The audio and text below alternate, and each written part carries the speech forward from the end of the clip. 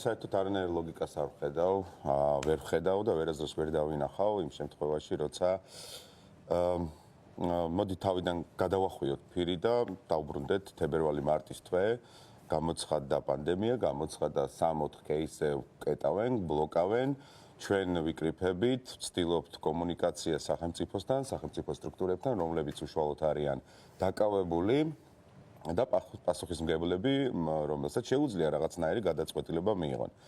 ვცდილობთ შესვლას კომუნიკაციაში, ვცდილობთ დარიგებას, იმიტომ რომ ჩვენ ვართ ადამიანები ჩვენ სფეროში გამოცდილები.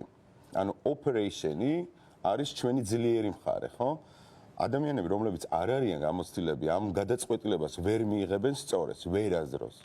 და ვერანაირად ვერც მიიღეს. პირდაპირ სიტყვის მნიშვნელობაში, ჩემის აზრით და არამატო ჩემის აზრით, სახელმწიფოს არ უნდა დაეშვა აჭარის შავი ზღვის რეგიონების გახსნა ტურიზმზე.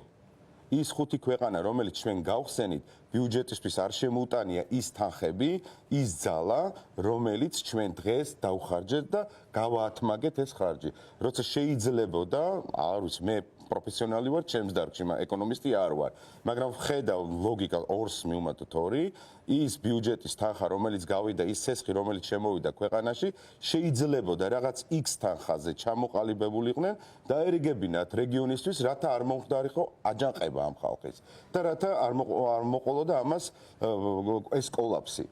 იმიტომ რომ ჩვენ ვიყავით პირველები და ყველაზე სამაგლითო ერი თელს დუნიაზე სახშიჯდომით, რეგულაციების დაცვით, თანხების დახარჯვით იმისათვის, რომ იქ 4 ნიჟარა გჭირდება, დეზობარი გჭირდება, ხელთათმანი, ფარი, სათვალე, ნიღაბი და უამრავი ბევრი სხვა აქსესორიები, რომლებიც ჩვენ დავხარჯეთ. აი, დღეს სადაც ვართ, ის რაც იყო პირველი ეტაპი წარმატებული, შემდეგ იყო გადაწყვეტილებები, რომელზეც თქვენ საუბრობდით და დღეს ვართ რაღაც წერტილში, როდესაც ყველაფერი ისე ვიხურება, წერტილოვანი შეზღუდვებით არის ეს, ასე ვთქვათ, აღნიშნული ტერმინით მთავრობის, მაგრამ პრაქტიკულად ეს არის უფრო ლოკდაუნის ტიპის, ანუ სრული ჩაკეტვის ტიპის გადაწყვეტილება, ხო, მაშინ როდესაც ტრანსპორტით ჩერდება და მოქალაქეებს გადაადგილების შესაძლებლობაც არ აქვს.